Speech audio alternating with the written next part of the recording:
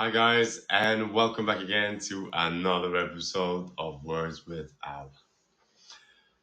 Okay, so in this episode, we are going to look a bit more at the word un or one. Okay, so we are going to do etymological examination of the word one following the phonetic structure and across languages and civilizations. We do this to see whether this word has traveled and began meaning different things for different people, or meaning different thing to us according to where our development has led us. Um, yes.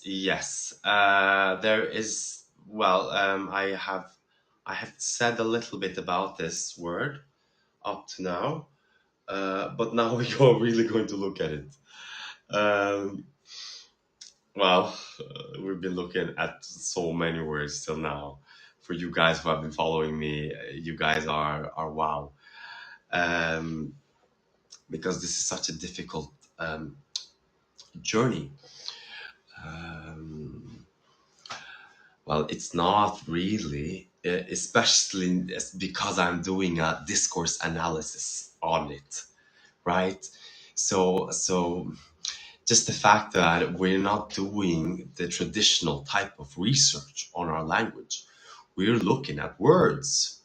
I am looking at words and the semantic journey. What happened, our development, our cognitive development. That is what I'm looking at. So I'm looking at the world that they lived in based on the semantics of those words during those times. But that word traveled. And the idea that word pertained to would grow in different places. What would become a philosophy for one group will become a religion for another. So even their spirituality diverged, although it came from the same root. The same applies to their way of governance, their laws, their worldview. So they all began with one root idea, but diverged and developed accordingly to the circumstances that they went through as a group, which was dictated by what happened to them, both from the environmental point of view, but also the internal point of view, which is totally ignored by science. Yes. So this is why my research will be a bit different, but it will still be valid. In fact, it will be more valid than what we've seen so far because nobody has had the idea to do what I am doing. But this is not a special. The only reason why I began this journey was because of the fact that I saw so many coincidences. Being someone who speaks many languages, I saw so many coincidences that you begin to question and wonder whether there is anything in it, and that's what I did. And that question, that journey, led me to this discovery. Okay, so the word one came literally from the Semitic, the Babylonian times. Okay, I mean even before, right? So we're talking now 4 to 2,000 years BCE. Okay, so now we're talking very so we're talking up to 6,000 years, but actually it's much more because science hasn't realized this yet, or mainstream linguists out there haven't realized yet that it took very long time to build one vocabulary. very immense long time. The divergence and the spread of languages later on that we know and today know of as being many different types of languages occurred much later. That was after the first civilization began. Okay. So yes, and you have noticed that my grammar has become really, really bad. So I apologize for that. But this journey has elicited my brain to work a bit differently, or has it elicited a different system in my brain, which is causing me, or which is making me lose all these grammatical features. So sorry if I misspell or pronounce something wrong occasionally. Yes. Okay. Now, so what we see here is again just reaffirming what I said earlier or in the previous video, that the word this ina, I mean, it starts already from before the Babylonian time as a na ku, right? And we know that this a sound, this first sound, is a nasal a, and right. So and it is not as clear as the European a. It's more of a uh, which gives it makes it actually which which makes it sound as being lower than RA. It's a bit difficult to explain. So it's much further down than A, which is pretty much right up here, right? So this on, on,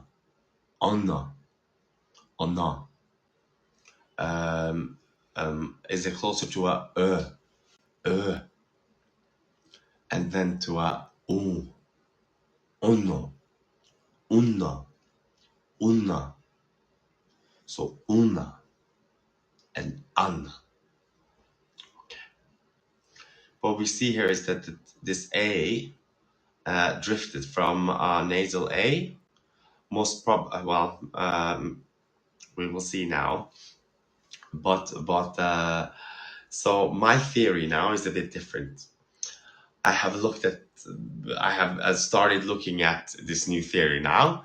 Okay, so bear with me. So okay, what if this happened? Right. So we all came from Africa. We all developed there, and then we got all the way up to the Mediterranean Sea. Yeah, and another group then continued on into Asia, right? And another one followed the coastline, getting all the way to Australia. So we have then these families splitting. These families splitting quite early on. So the Chinese, I mean the Dravidian first, and then the Chinese, because the Chinese was with us for much longer. But my point here is that we all gathered around the Mediterranean Sea. So the Mediterranean Sea became like a hub. And this Mediterranean Sea would then spread or disperse the first people. The first people. But not only that, also the people who actually spoke. Because not everyone began speaking at the same time, or we all so this is where the genetics don't really align with our linguistic development, because what we see here is that the linguistic development happened differently for each group of people, right? Not everyone got developed to that extent, or to a great complexity, like the Latin ones with grammar and grammatical features, or the Western ones in general that required making new words instead of using inflection from that we had from the old days. And plus that, the Asian and Dravidian languages have maintained. So that's that. So somebody had a greater linguistic development. Not everyone had the same development. We can still go and meet tribes and natives who don't really have a developed language. They have sounds for things, but not the really language as we know language today. Okay?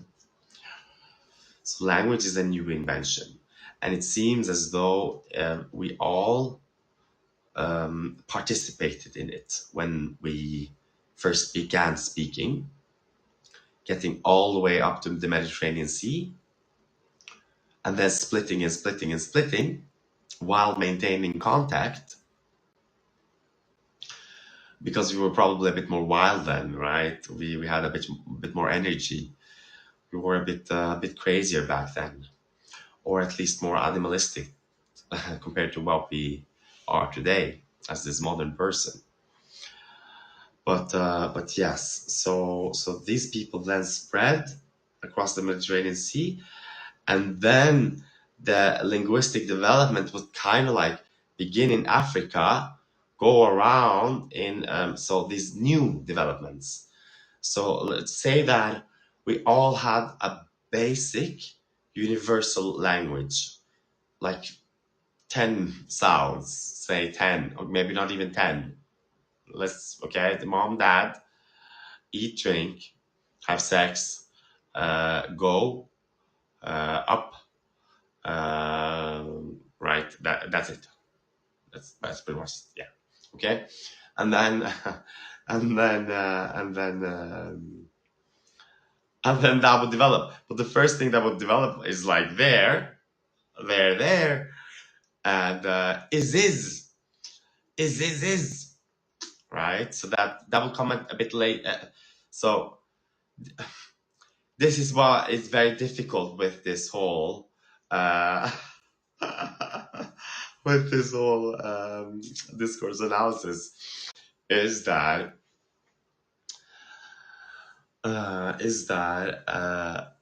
it seems as though the first thing we realized was that we existed. All right, guys, I'm gonna stop there because I'm digressing too much. Okay, I'm gonna keep it a bit short and go straight into what I found. So this is a timeline of the word, the idea of I. I came very early on. It is not super old, not like well, well, it is. It is in fact super old, but not the word I. Before I, there was something else. Okay. But as you can see here, we can follow the word on, Anna, Anna, un. Yeah. We can follow this quite early on and all the way down. And here you see that this group began as Proto-Semitic, meaning the Africans, and then it became the Babylonians and Aramaic, and then it became the ancient Hebrew, and then the classical Arabic, and then the Amharic, Ethio-Semitic, and then Old Gag Albanian, so Proto-Gag, that is, and then Mycenaean Greek, Oinos, Voinos, and then Latin, Unos, which then became one, because we know that in Greece we began counting, we began math. Math was the Greek era, the Greek time in antiquity was a great time for math, for mathematical discoveries. The science of math would grow exponentially during those times. And we see that because these new ideas emerge. Pythagoras and all the other mathematicians that would follow and would follow his approach to conceptualizing existence, which then makes this word I into the digit. Yes, but not before the Greeks. So this is exactly what happened. Yes. And then we can go on all the way down to the modern era English. Okay, one. So this has now been, and this is not the only word. Okay, this is not the only word because we have many other demonstratives and pronouns. Sorry, pronouns in Albanian that follow the same phonetical journey from the Proto-Semitic ones. Yes. So, and there was another thing I wanted to show you. This is the laws. There are some laws here that we must follow, and this law is pertains to. So now I've discovered more sounds that we can add to this law. I have discovered that the sound becomes u, or that the sound u becomes okay, and it goes both ways. So apparently it just swings around. And then I figured out that the u and the can also become then the Chinese sure, sure. I can't even pronounce that. Goodness grace, sure, sure. Okay, so then we have a very low one suddenly, but they're all within the lower. Well, yeah, they all follow this rule. Look at this law. Yes. So what we have here is Werner's law, explains some consonant alterations that appear irregular under Grimm's law. Satem-centum split. This shows the S and the C, and the which is the K and the G, and the ch that becomes a k. That is what it really is. Yes. So the ch becomes a k, but the ch becomes also a j, so a g. So the Q sound, remember the Q sound, chi? Yes, the chi sound. This chi sounds becomes a G, and then it becomes a K. Well, yes, we don't really know which direction that took, but it seems to have taken different direction for different people. But they're still within that K, J, K, J. Well, not J exactly, but chi, and J. Chi and G. Chi and G are within the same. So the Chi sound and the G sound, they follow this law. So they follow the sound correspondence required for these claims that I'm making to be valid, which they are. And yes, and then we have the laryngeal theory. PIE had glottal consonants that may explain vowel colorations a to u, relevant to your wa theory. Okay, a blocked PIE vowel alteration system e or ties into your idea of core vowel meaning shifts. Yes, and then you have the umlaut, may be important for chi. Yes. So what I've also asked it is to create, well, not this one because this is not a good one. Wait a second. Yes, to test it with all the laws, and it obviously is within all these laws. Okay, so it does not break any laws.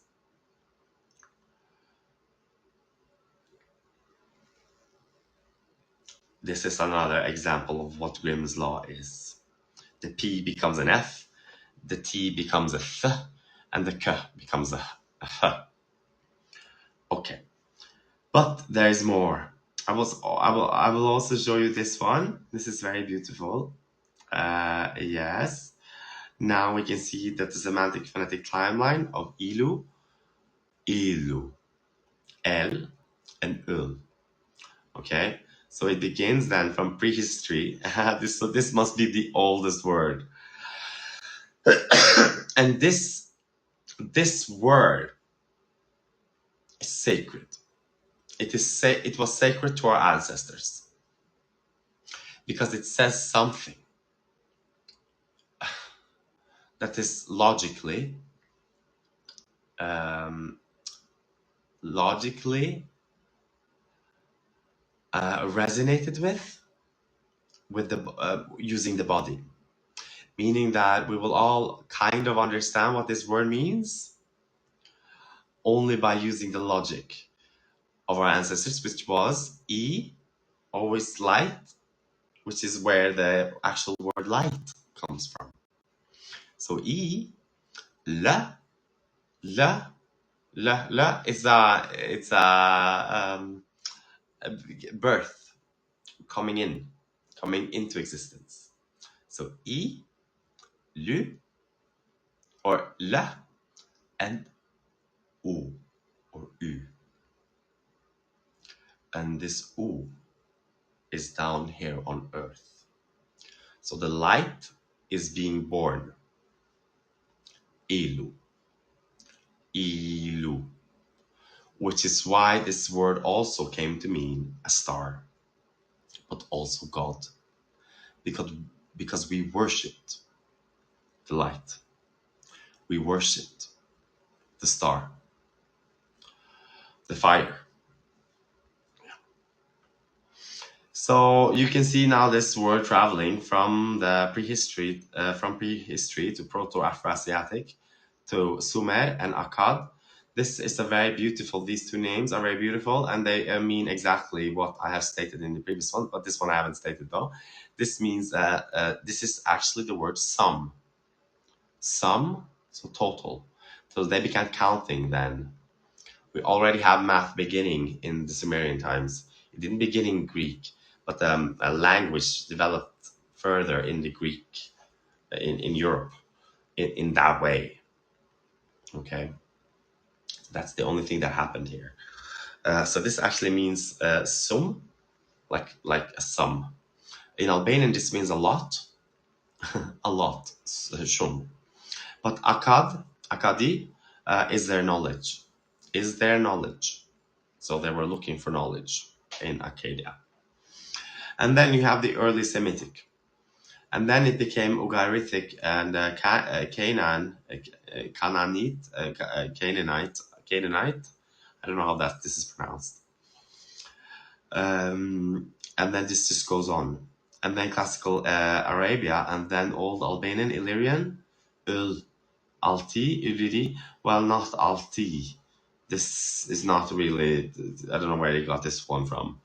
But Ul and Iliri, yes, these two we can accept because these are old.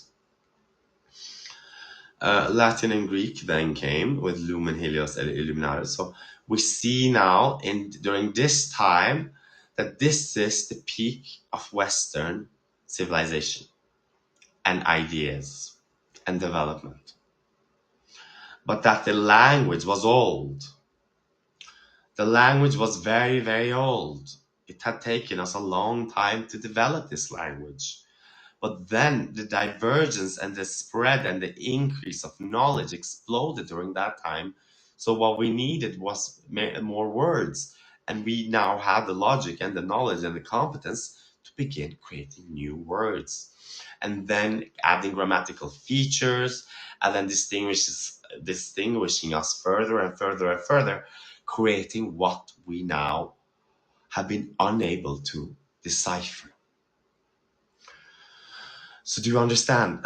So anyone who sees my videos and sees that Indo-European is connected to Semitic would think that I am crazy or that I'm ignorant. But the fact is that we are ignorant of our own development. We don't understand how we developed our minds. Our cognition had to develop. Our intellect had to develop. We had to develop these skills in our brain. And they went and were developed through knowledge, through experience, through simulation, and through prediction, and through action.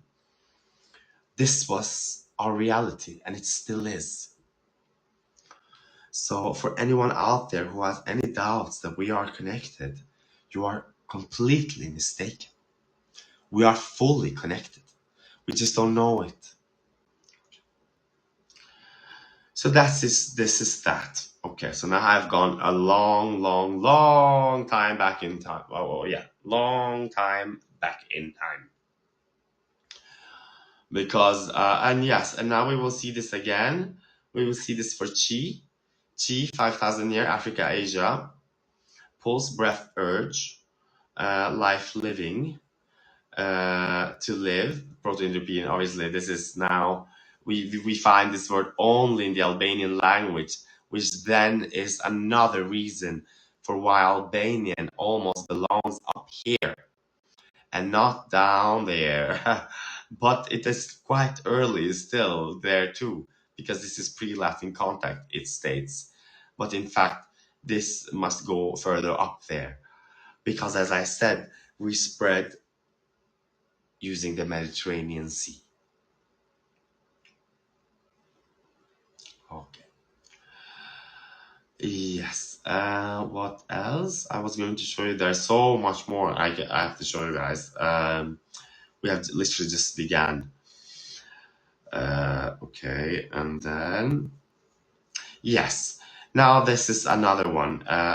This was the one that I was going to show you. Semitic versus Old Gag Albanian personal pronouns. Okay.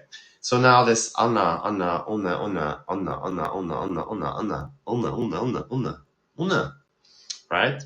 This one we share. We also share ti, ta. So the old Albanian is ta.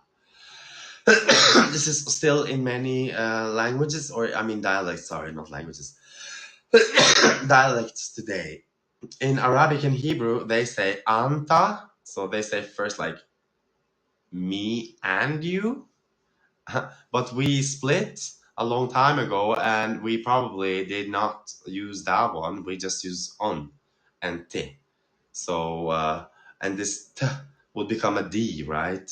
Ta ta ta, te te te, do do do, do do do, you. Yeah. So the d would sorry, this t anta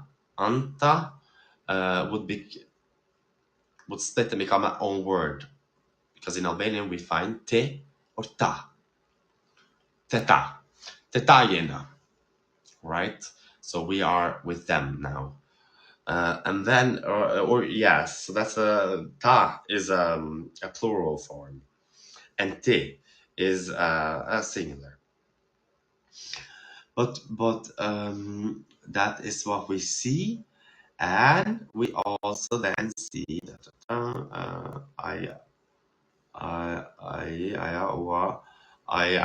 okay, so this is again why I don't or this we don't know. We simply don't know. This one is possible, but then we also have na for us or we, which is also the same as in the Semitic ones. So we don't only have now the word una, but we have you and the two you forms, and now we. Okay, you all, and the. This is probably the, but this in Old Albanian is also ta, you all, ta, you tana, ta. And then ata, them, ata. So now we have them all, okay? Ata, we also say that, ata, at, for them, they, this group, ata, or them too, those two individuals, ata, okay? So now I really have connected the Albanian language with the Semitic ones, the pronouns, because these pronouns are very old. And then they moved in from the Albanian language, it seems, becoming the Greeks, and then later on the Latins. But the Albanians who never developed stayed. isolated and in agriculture for a long time, which explains why they kept these old roots. Okay, that is it. Okay, I think that is it for now. Yes, yes. Okay, no, yeah, this is the one I explained. Yes, yes, yes. And but there is much more. There is much more I have to show you, especially in terms of. Yes, yes.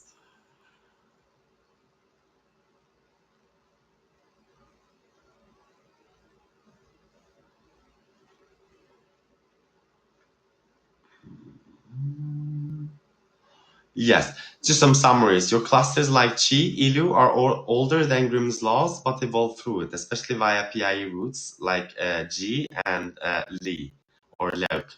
Well, this one, Luke. We don't even know if there's a K there. There's probably just a Lu. Lu.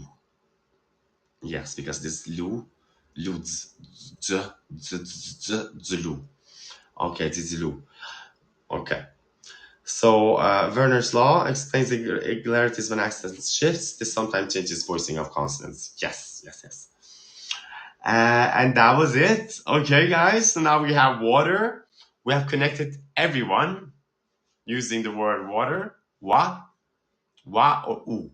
Wa. Okay. So we have all of us now together. And we have also now connected, obviously, the whole Albanian um, with the Semitic, using a discourse analysis on our language. Thank you very, very much. Thank you for listening. It is my honor and my great joy. I do apologize for being a bit critical of linguists out there. I didn't mean to come out as rude, and I won't focus on criticizing anyone anymore, because in the end of the day, we're just here to share our knowledge and live our life to the fullest as much as we can, and grasp it whilst it is, because we never know when it ends. So thank you very much. Thank you for joining me.